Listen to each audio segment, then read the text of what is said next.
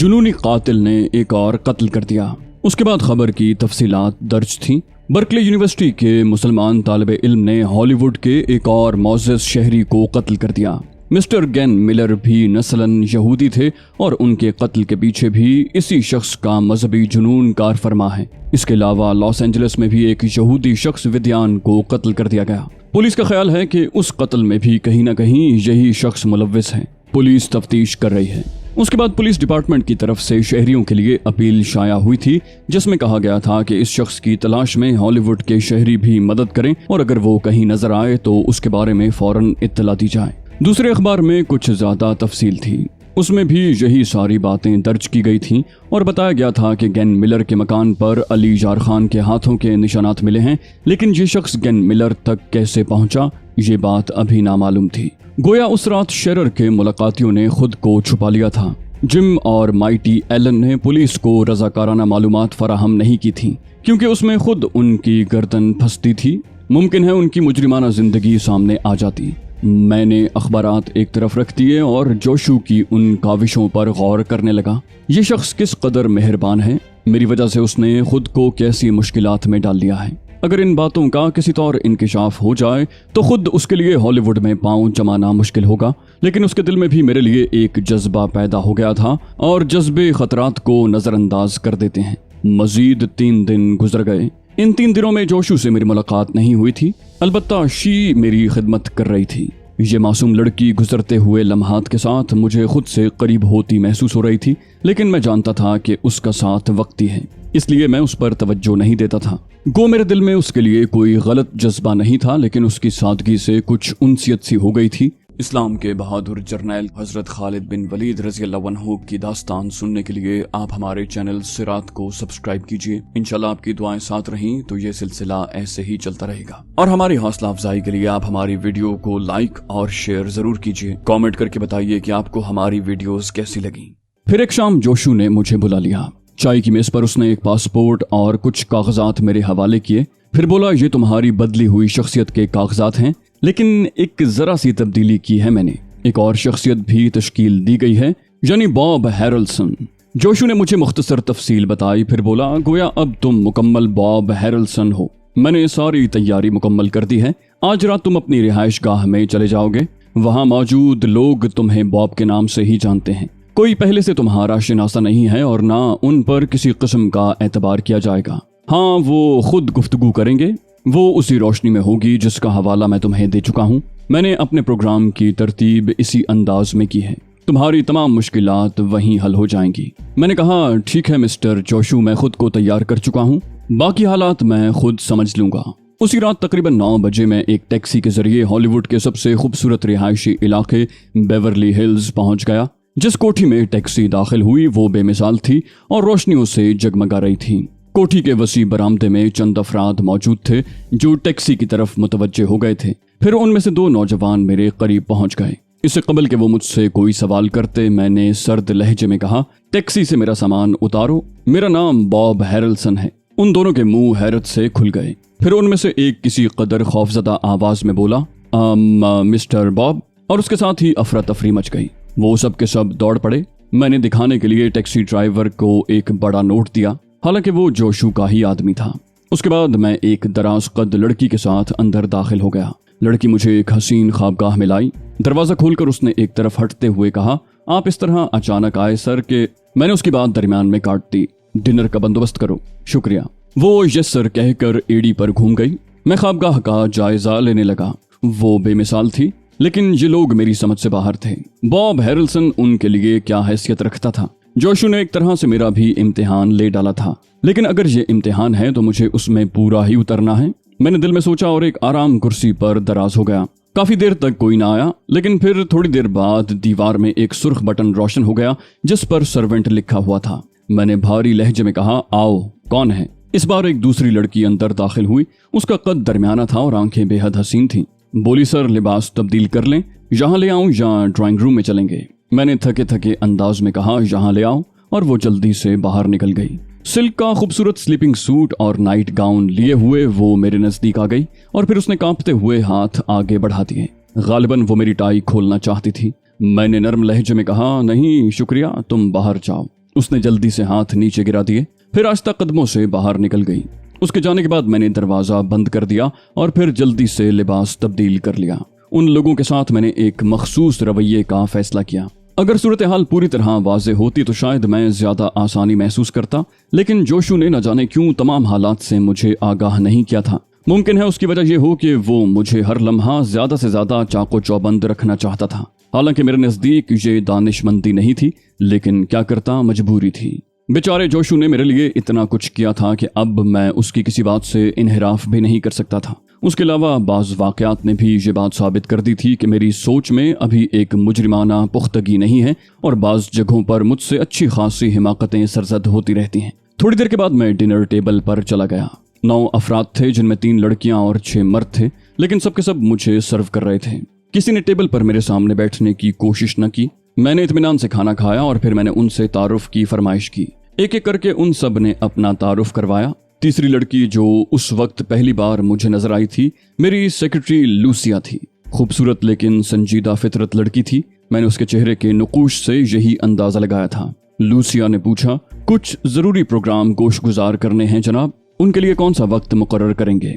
मैंने जवाब दिया, सब कुछ कल होगा, और उसने गर्दन झुका दी। उसके बाद मैंने थोड़ी देर तक उन लोगों से रस्मी गुफ्तगू की और फिर जहन में खलफिशार लिए अपनी ख्वाबगाह में वापस आ गया।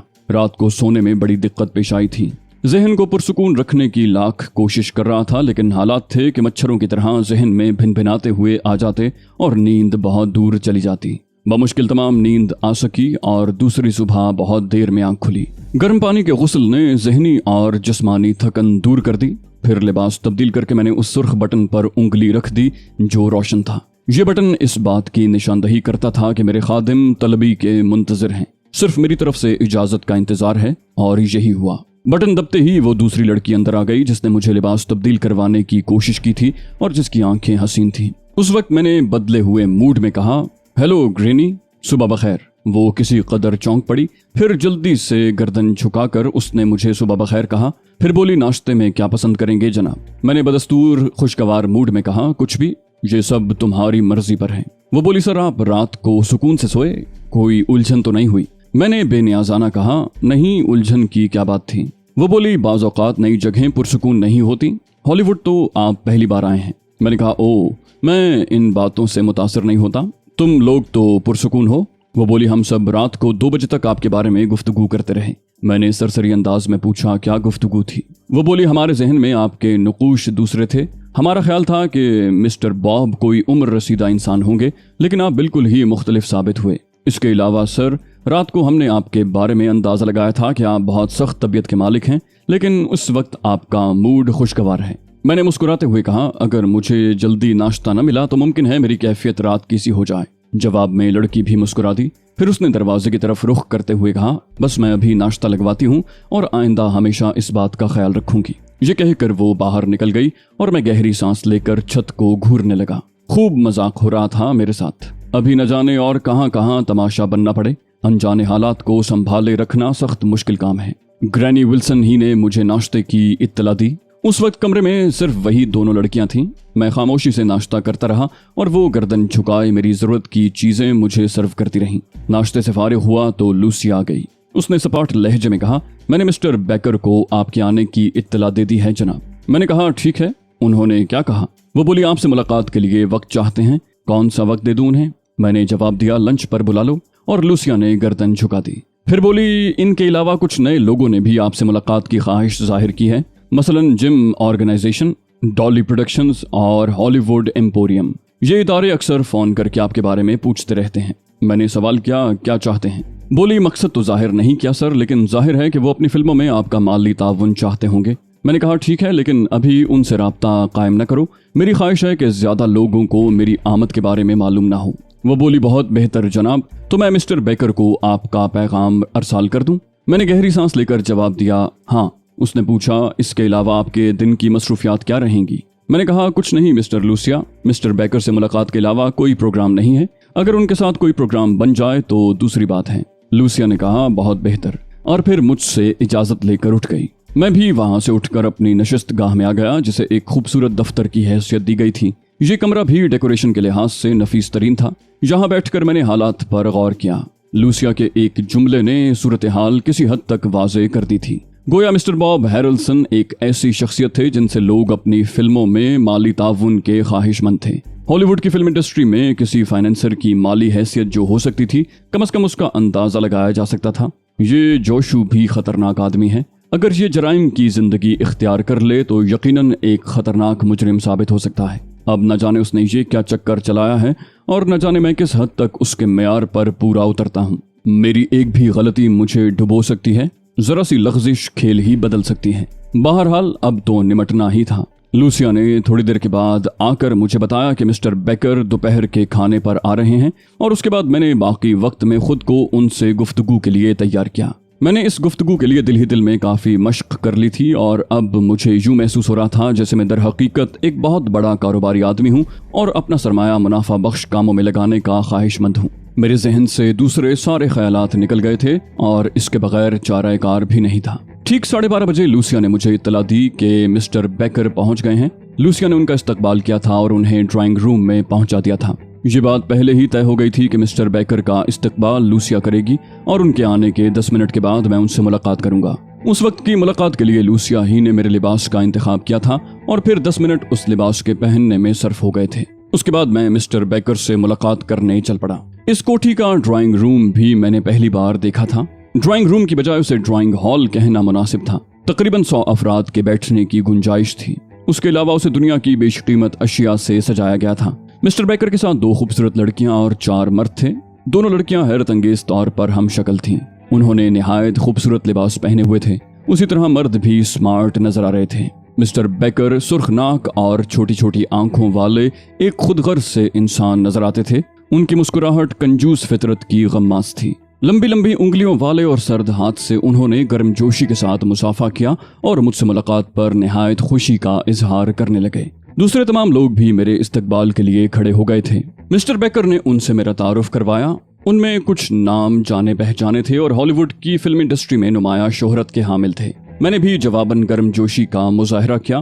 फिर मिस्टर बेकर ने लड़कियों की तरफ रुख करके कहा, ये मेरी बेटियां शाइली बेकर और एमिली बेकर हैं।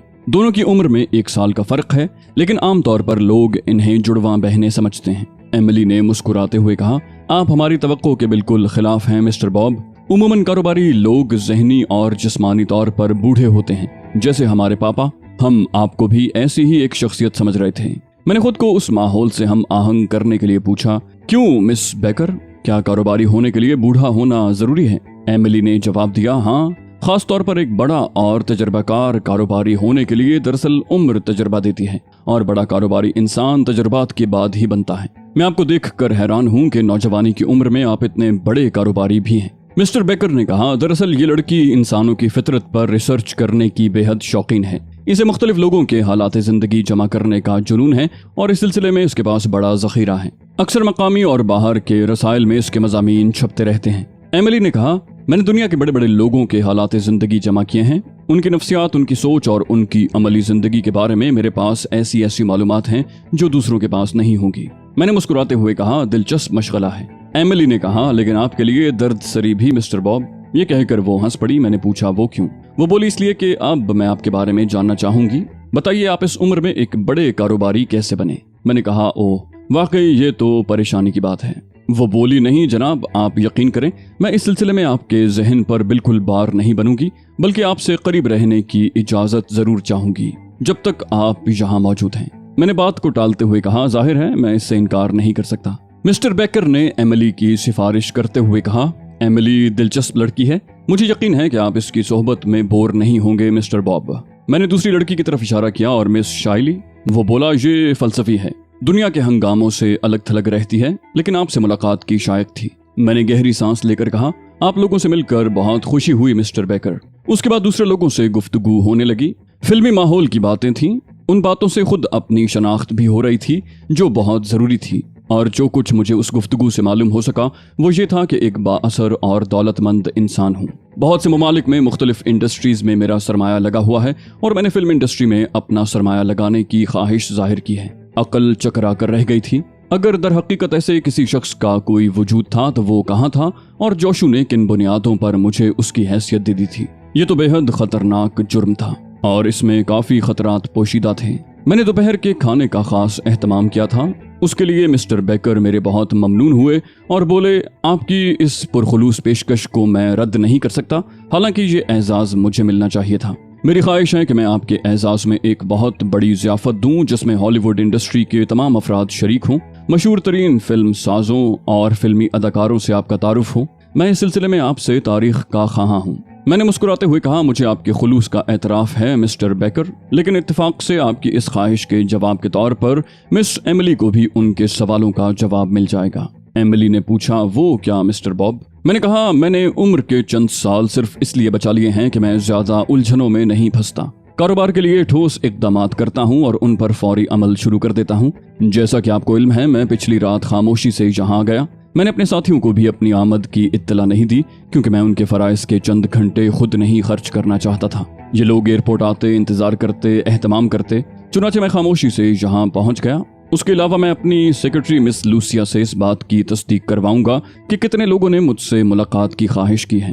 براہ کرم مسٹر لوسیا مسٹر بیکر کو یہ نام بتائیں۔ اور لوسیا نے یہ نام گنوا دیے۔ پھر میں دوبارہ مسٹر بیکر سے مخاطب ہوا، میں نے ان لوگوں سے ملاقات کا پروگرام نہیں بنایا۔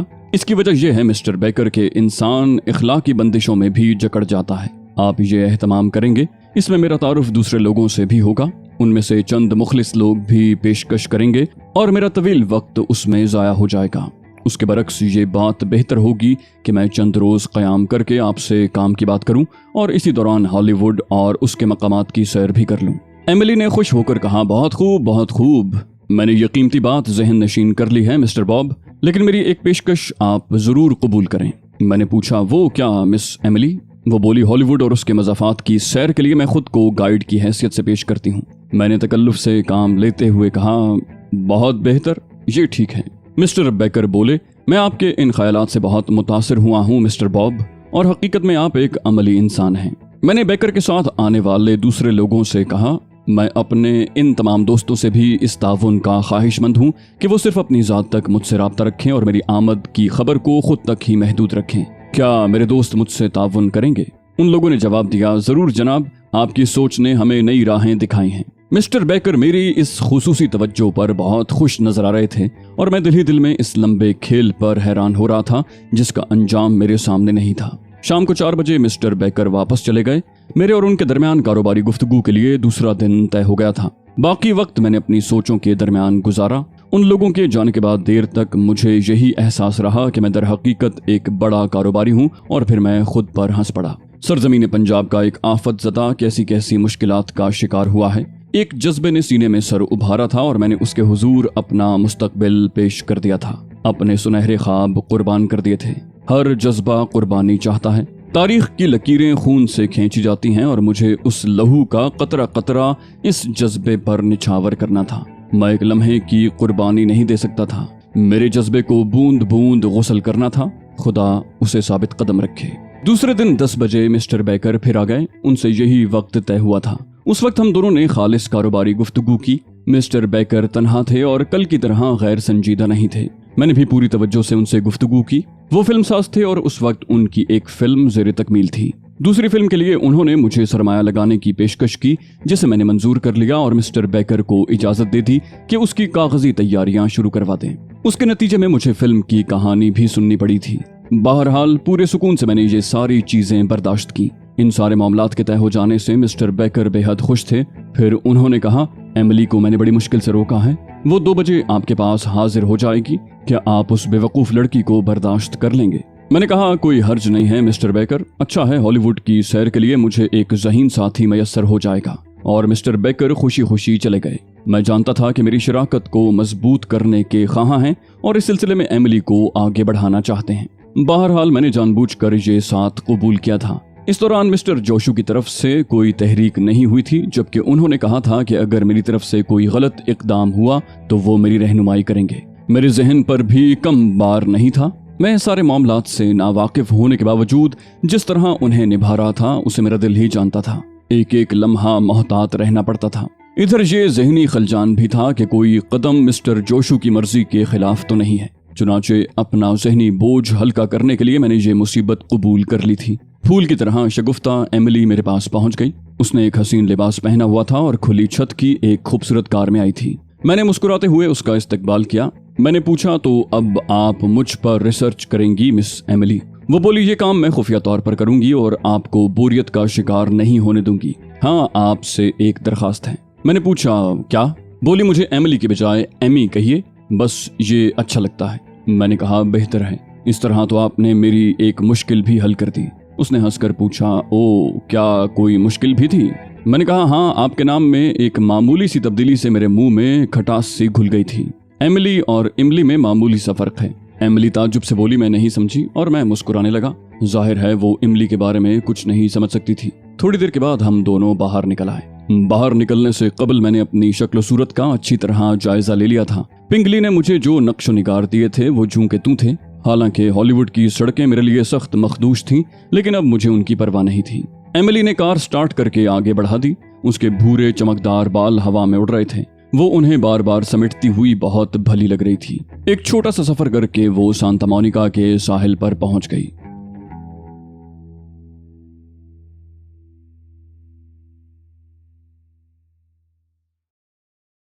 तो दोस्तों, ये थी हमारी आज की एपिसोड। उम्मीद करते हैं आपको हमारी कहानी पसंद आई होगी। जाने से पहले इस वीडियो को लाइक कीजिए और शेयर करना मत भूलिए।